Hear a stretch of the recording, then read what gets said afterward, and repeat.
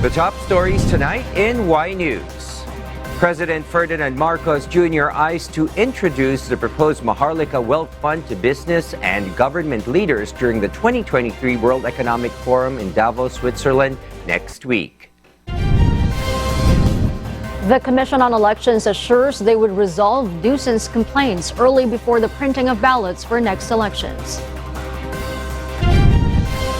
The Civil Aviation Authority of the Philippines takes full responsibility over the air traffic control mess that caused shutdown of the country's airspace on the first day of the year. And the European Union and the North Atlantic Treaty Organization agreed to increase protection of the critical infrastructure of Ukraine.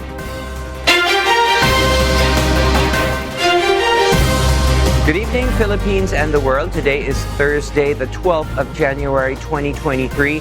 Join us in the next hour as we deliver today's top stories around the Philippines and in other parts of the world. I am William Theo. We are also seen in 1,935 satellite monitoring centers nationwide and via live streaming worldwide through the UNTV News and Rescue social media channels. I am Harleen Delgado. First in the news, President Ferdinand Marcos Jr. will be the only leader from the Association of Southeast Asian Nations, or ASEAN, who will attend the World Economic Forum in Davos, Switzerland next week.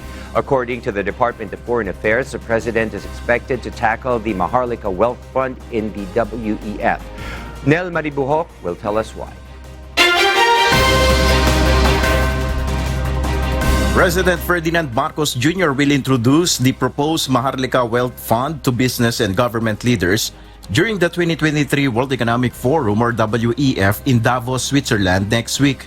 According to Department of Foreign Affairs, or DFA, Jose Carlos Soreta, the president will present broad strokes of the proposed measure. And he said, let's talk about the Sovereign Wealth Fund that's being set up. And I agree completely with the President. The World Economic Forum is a great venue to do a sort of soft launch for our Sovereign Wealth Fund, given the prominence of the forum itself. PBBM will also present the country's economic performance at the WEF. The President will be leading our economic team composed of government officials and business leaders.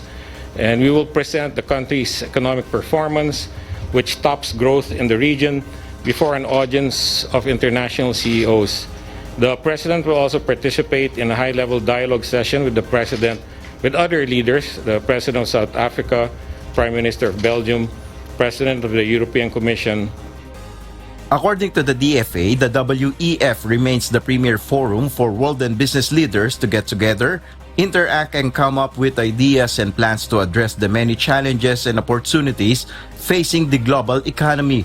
In addition, Yusek Soreta said PBBM is also set to discuss the issue of global nutrition during a stakeholders dialogue.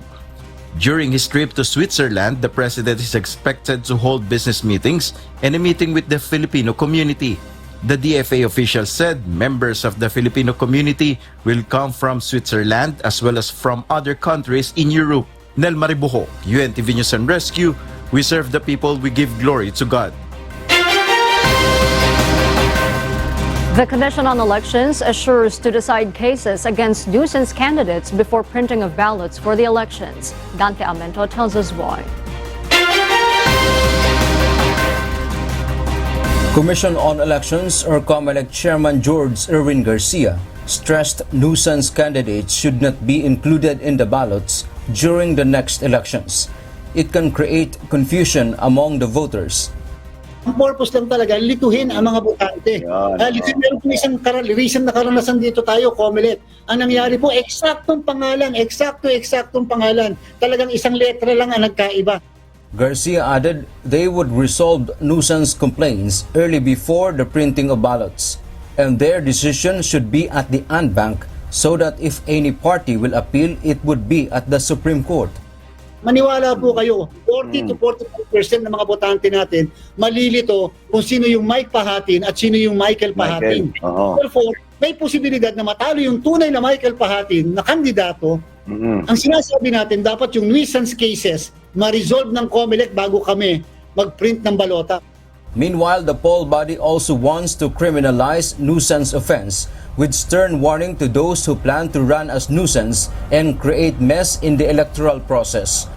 Ang importante po, alam ng lahat ng politiko ngayon na hindi sila pwedeng mamili ng boto o hindi sila pwedeng magpatakbo ng kung ano-ano lang o kung sino-sino sapagkat babalik at babalikan po namin sila. Dante Amento, UNTV News and Rescue. We serve the people. We give glory to God.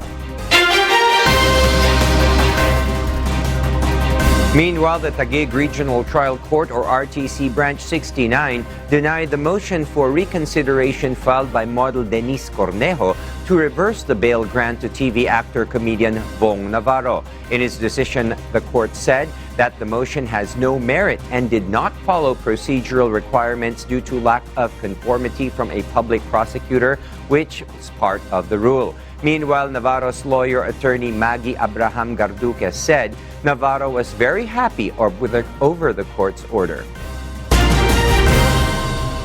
The Department of Agriculture, or DA, has announced today, January 12, that cheaper onions will not be available in Kadiwa stores starting tomorrow. According to Agriculture spokesperson, Assistant Secretary Christine Evangelista, their Memorandum of Agreement, or MOA, with the Food Terminal Incorporated, or FTI, was ended last December 31, 2022. The official noted that they have to talk again if the supplemental MOA is necessary for the second cycle of selling subsidized onion. FTI has been buying the onion from farmers and sold it at the Kadiwa stores for 170 pesos per kilogram. Evangelista said that only half of the 140 million peso fund was utilized on the first cycle. Yung partnership nga with the FTI, dahil sila po ang nag-procure, this is a trading capital. So the second cycle is something that we have to study together with them para makita po natin yung presyo ng bibilhin and also the intervention. In other news, the prices of egg in Metro Manila markets increase even after the holiday season. The Department of Agriculture will meet with the stakeholders to address the said issue. Ray Pelayo will tell us why. The Philippine Egg Board Association found the margin of egg in Metro Manila markets unusual. Based on the price monitoring of the Department of Agriculture, or DA, the price of medium-sized egg now ranges from 7 pesos to 9 pesos. Philippine Egg Board Association Chairman Gregorio San Diego said that the farm gate price 2 days ago is just 670 to 720 pesos. We think that is too much. Kasi dati-rate from the farm gate price, sentimo lang ang dinadagdag hanggang sa market eh. Pero ngayon, napakalaki na niyan. It's more than 2 pesos per egg. But San Diego considers the expenses of retailers as a reason on the high margin. The supply of egg is expected to increase this year. Ngayon, nasa low side kami ng production. Kasi po starting fourth quarter of 2021, marami nang nalugi yung mga paitlog, may mga negosyo ng paitlog yung manok. Kasi sa mahal ng feed, dumami yung supply, bumagsak yung presyo. The Agriculture Department will coordinate with the Egg Board to see possible intervention to address the matter. Yung paggalaw po ng presyo sa itlog, it also has something to do with yung production. And also yung demand. Tumaas din ang demand, tapos nagkaroon din po ng problema sa production. Pero kami po ay makikipag-ugnayan sa Egg Board kung ano pong nararapat para ma-address po ito. In Kadiwa store in Quezon City, prices of egg is lower. Egg Board said that even in other countries, prices of egg increase due to the effect of bird flu to poultry. Ray Pelayo, UNTV News and Rescue. We serve the people. We give glory to God. The Civil Aviation Authority of the Philippines takes full responsibility on the airspace shutdown fiasco on January 1. Meanwhile, lawmakers believe there is a need for an independent third-party contractor to ensure maintenance checks of the country's air traffic system. This report will tell us why. Several transport officials were grilled by senators over the air traffic control mess that caused shutdown of the country's airspace on the first day of the year. On behalf of CAAP and DOTR, we again extend our sincerest apologies to all those who were inconvenienced. We take this as a lesson and we manifest to this honorable committee and the fellow Filipinos that we take full responsibility and accountability for what happened. In today's Senate Committee on Public Services hearing, it was found out that there was no closed-circuit television or CCTV cameras inside the equipment room, where the Communications, Navigation, and Surveillance Air Traffic Management or CNS ATM system was located. This was after Senate President Mig Zubiri asked for a copy of CCTV footages on the day of the incident. Civil Aviation Authority of the Philippines or CAAP Director General Manuel Tamayo argued that they have strict protocols in the Air Traffic Management Center. But Zubiri expressed dismay on what he sees a lack of security for the air traffic control's most sensitive equipment. Are you trying to tell me, Director General, that in the most sensitive portion of the functions and navigational equipment of our country, which is the CNS ATM room, we have no CCTV. So you cannot tell if somebody actually went inside and sabotaged the equipment. We have implemented very strict security protocols as far as the CNS ATM is concerned, and more specifically the ATMC building. Not just anybody can enter. In fact, you need a special ID or key just to be able to have access, aside from having 24/7 security at all times. Meanwhile, the Senate panel's chairperson, Senator Grace Poe, believes the incident could have been prevented if there was an independent third-party contractor to ensure the maintenance check of the equipment. Former Transportation Secretary Arthur Tugada says CAAP has the responsibility for the administration, maintenance, and security of the CNS ATM system after the 2-year warranty contract with the supplier Thales Group expired and was not renewed due to claim issues. Tamayo maintains they have qualified personnel for the maintenance of equipment, but agrees that a service provider would help in maintaining the system. While it is true that our technicians are qualified, experienced, and fully trained, iba pa rin ho yung merong tumitingin from the outside, and that is why we were negotiating with Thales. Mahirap po yung CNS ATM. The CAAP says the faulty circuit breaker that caused the air traffic fiasco has been under forensic examination to identify its main problem. Tamayo says the circuit breakers were last checked 2 years ago when the batteries were replaced, noting that circuit breakers only require minimum maintenance. The Senate panel will call for another hearing on the issue. Jorlene Delgado, UNTV News and Rescue. We serve the people. We give glory to God. And for our news abroad, the critical infrastructure of Ukraine has been agreed to increase in protection by both European Union and the North Atlantic Treaty Organization. Paul Gatchalian will tell us why live. Yes, Paul? Good evening, Giona. To strengthen relations between the European Union and North Atlantic Treaty Organization, or NATO, a vow was made to protect critical infrastructure. The European Union President Ursula von der Leyen announced on Wednesday. Standing beside NATO Secretary General Jens Stoltenberg, President von der Leyen explained the purpose of the NATO-EU task force. This is a task force where our experts from NATO and the European Union will work hand in hand to identify key threats to our critical infrastructure, to look at the strategic vulnerabilities that we do have, then of course also to develop key principles to improve our resilience and to propose mitigating measures and remedial actions. Just a day before, the EU and NATO released a joint declaration listing the gravest threat to Euro-Atlantic security in decades. Adding to her address, the President stated that 4 sectors will be provided with security, those being transport, energy, digital, and space infrastructure. A new type of threat is being confronted, President von der Leyen said, emphasizing the move after the attacks on Nord Stream pipelines that run from Russia to Germany occurred in September of last year. As of the latest, there have been no evidence pointing to those responsible, but NATO Secretary General Jens Stoltenberg has pointed on Russian forces, reiterating the importance of infrastructure protection. Resilience and the protection of critical infrastructure are a key part of our joint efforts. As we have seen both with President Putin's weaponizing of energy and, as you mentioned, Ursula, the sabotage of the Nord Stream pipelines. Back to you, Giona. Thank you, Paul, for that live report. Domestic departures were grounded due to a system glitch, although the Federal Aviation Administration said all current flights in the air are safe to land. Monica Canlas tells us why.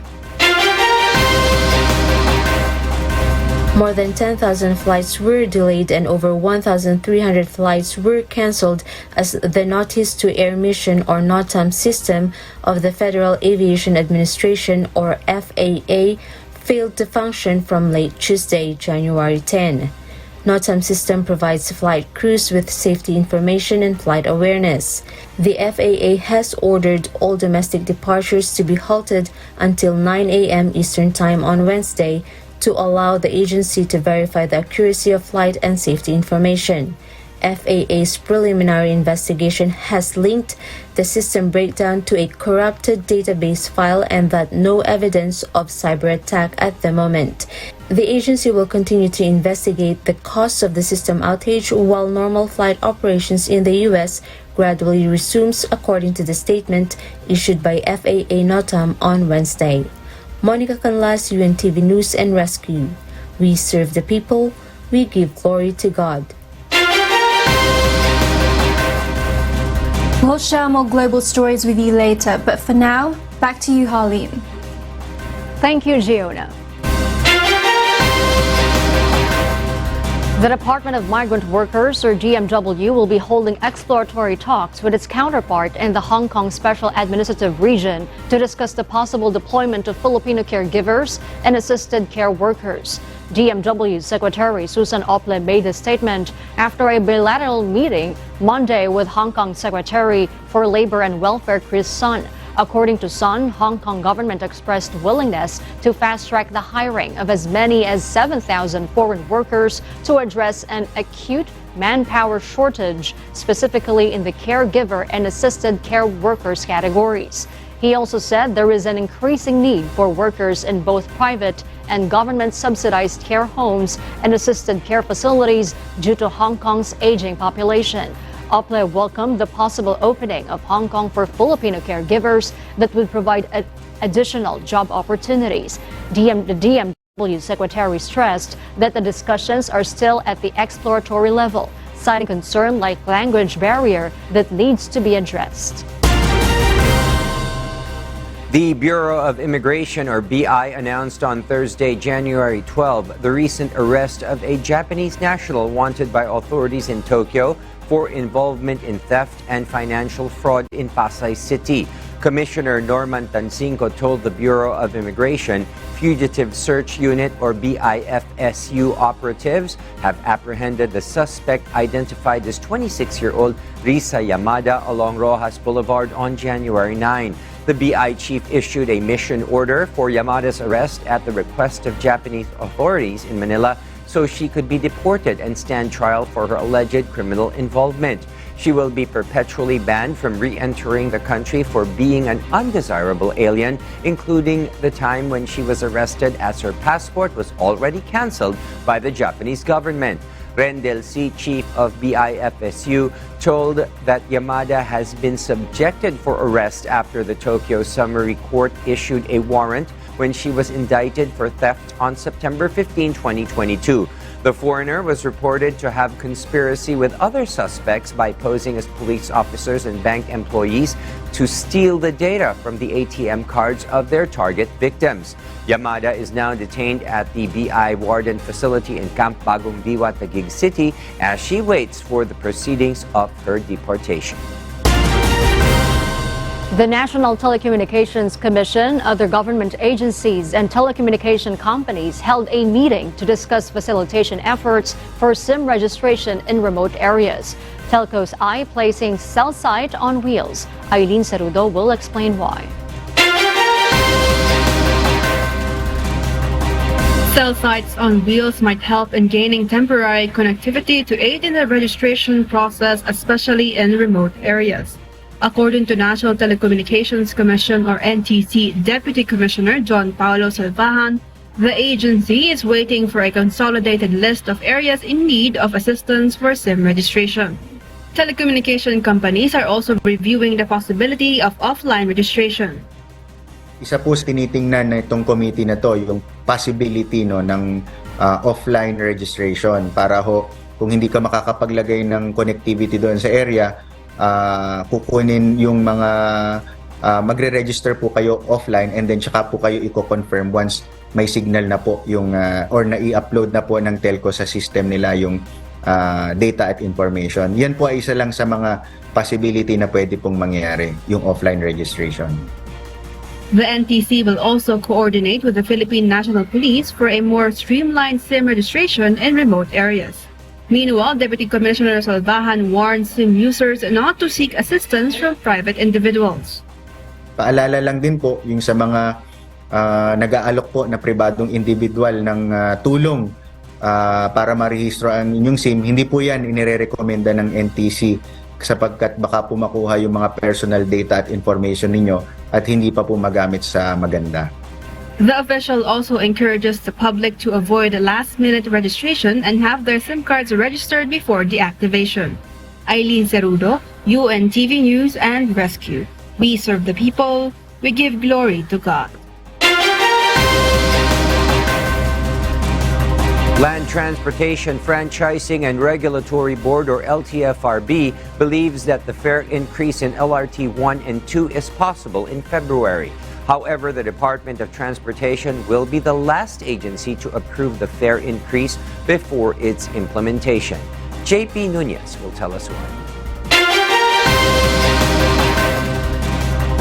Despite the approval of the Land Transportation, Franchising and Regulatory Board or LTFRB for the 2 pesos and 29 centavos fare increase for LRT Line 1 and Line 2, the decision is not yet final as the Regulatory Board is only one among the 10 members of the Board of Directors of the Light Rail Transit Authority or LRTA that needs to sign before its implementation. The other board members are the Department of Finance, Department of Budget and Management, National Economic and Development Authority, Department of Public Works and Highways, Metropolitan Manila Development Authority, and 2 appointive directors, and the Department of Transportation, which has the final say. To LTFRB, the fare increase in LRT 1 and 2 is projected next month and highest rate of approval has been expected. For now, there are only 3 signatories but I surmise that hanggang itong mid-February, pag napirmahan po ito lahat, the fare increase will take effect. Department of Transportation Secretary Jaime Bautista recently said that the railway system is most likely inclined to have fare increase. The LRTA, which operates LRT2, emphasized that the LRT fare increase should pass through a thorough process which includes public consultation and hearing before the implementation. On the other hand, the Light Rail Manila Corporation or LRMC, which operates LRT1, said they are only waiting for the final decision and said they are ready to implement the new fares approved by government regulators.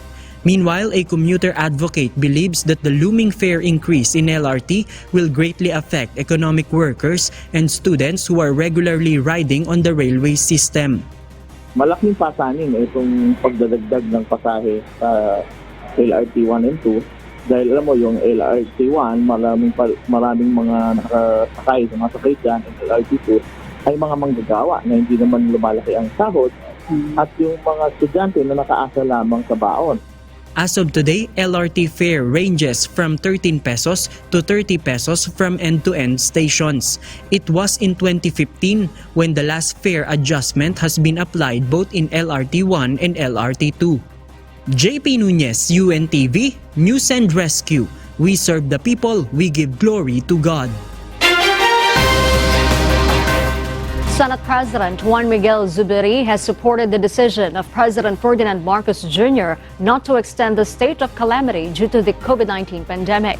He said the president's move will boost the image of the country to foreign tourists, for it would paint a bad light on the Philippines if it is extended. Zubiri added that foreign tourists would be very hesitant to visit the country once they learn that there is a prevailing state of calamity in the Philippines due to COVID, and it would show like there are so many cases of COVID which the government cannot control.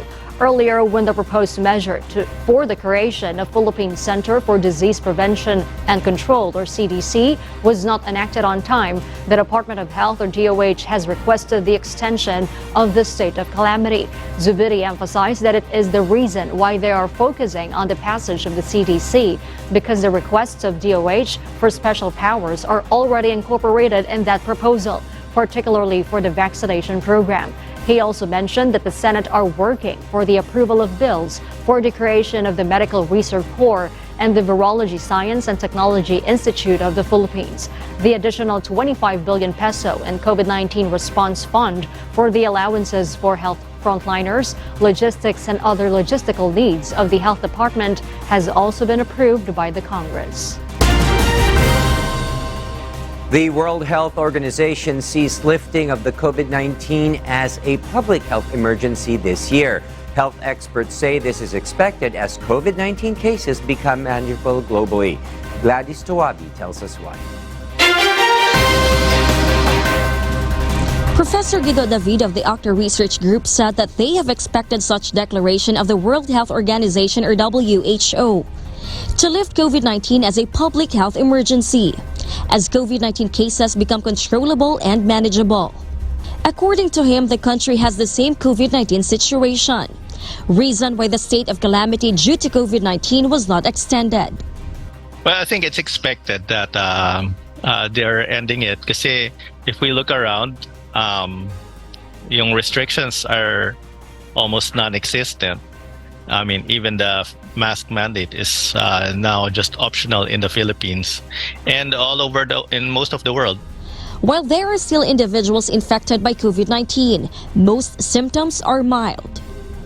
David added positivity rate in National Capital Region and other provinces in the country continue to decline. In a way, yes, because the number of cases we're seeing is of course, we're not testing a lot anymore. That's why we're seeing low numbers of cases. But at least the hospitalizations are not threatened anymore over the past year in 2022, even with several waves of infection.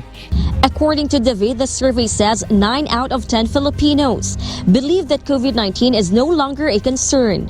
However, David emphasizes the importance of following health protocols, like wearing a face mask while people are moving on with COVID-19. While the country's restriction doesn't need to be tightened yet, it is important to concentrate on surveillance monitoring against COVID-19 and other diseases. Gladys Tuabi, UNTV News and Rescue. We serve the people, we give glory to God. A study published by Aberdeen University and the advocacy group Transform Trade shows exploitation in the Bangladesh garment industry by big fashion brands. Anna Mancilia details live. Good evening, Annie. Good evening, Jonah. The study led by Aberdeen University and advocacy group Transform Trade pointed out that global fashion brands such as Gap, H&M, Lidl, New Yorker, Zara, and many others are exploiting the clothing industry in Bangladesh. According to the study, out of the 1,138 international brands and retailers included in the study, 37% were found engaged in unfair practices and paid suppliers below the cost of production. 25% reportedly canceled or partially canceled orders. 19% reduced the payment compared with its contractual price previously agreed, while 10% refused to pay for work in the process, while 24% experienced delayed payments for goods already dispatched. Said practices have affected its suppliers and resulted in workers' turnover, loss of jobs, and lower wages, according to the study. Many of the Bangladeshi workers who worked during the height of the coronavirus pandemic were paid the same price. The study also found that 1 in 5 factories struggled to pay the legal minimum wage since lockdown restrictions in March and April 2020 had been lifted. Meanwhile, the study also included the responses of some companies. A German company, Lidl, took the accusations very seriously and said that they would take responsibility and ensure that core social standards are complied with throughout the supply chain. Jonah? Thank you, Annie, for that live report. United States President Joe Biden and Japan's Prime Minister Fumio Kishida are expected to boost the two countries' security ties in their upcoming talks. Nerissa Dando will tell us why live. Good evening, Nerissa.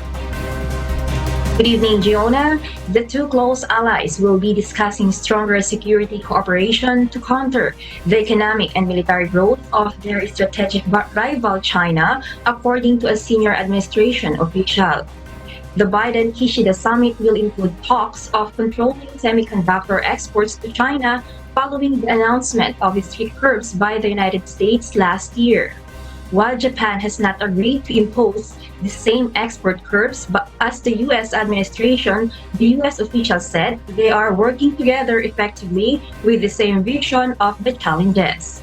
Furthermore, the U.S. has agreed to extend the scope of Article 5 of the U.S.-Japan Security Treaty into space, which also calls each party to come to each other's defense. Japan's approach to a more enhanced security role and its recent defense reforms were said to be driven by the threats from North Korea, China's growing military, and Russia's invasion of Ukraine. Back to you, Giona. Thank you, Nerissa, for that live report. And those are the reasons behind the news in other parts of the globe. I am Giona Pravado, live from London, United Kingdom. Good evening.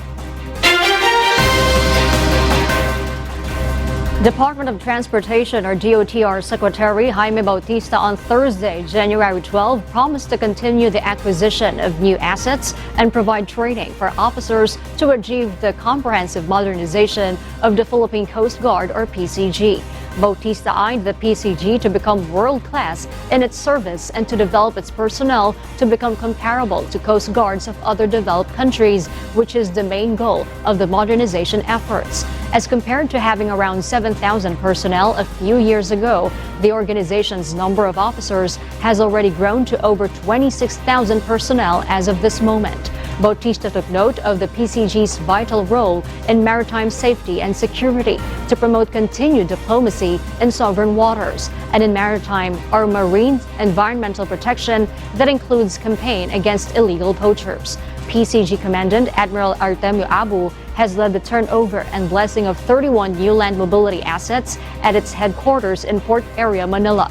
Abu shared that the said vehicles will be used by Coast Guard districts, various staff officers, major commands, and units to boost PCG services and performance. Our kasangbahay, as the world faces these trying times amid the pandemic caused by coronavirus, we are inviting everyone to join the global prayer for humanity. Good day. I'm Brother Eli Soriano of the members of the Church of God International. I want to invite you to join us in a minute of prayer every day to pray for humanity and the whole world as we go through these perilous times. While safety measures like washing of hands and strengthening of our immune systems may help us through this horrible predicament, there is still no precaution or cure more powerful than God's mighty intervention. And we need His intervention now more than ever. It doesn't matter what religion you are in or what denomination you belong.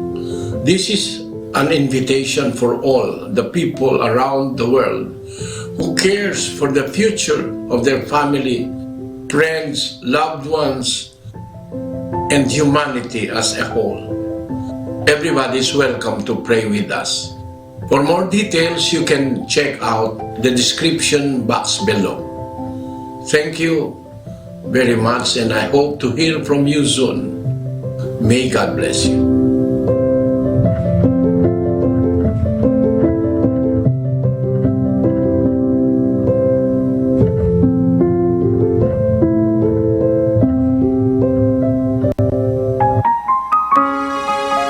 And before we close, we will leave you with a word, giving glory to God. From the book of Psalms, chapter 127, verse 1, it says, "Except the Lord build the house, they labor in vain that build it. Except the Lord keep the city, the watchman waketh but in vain."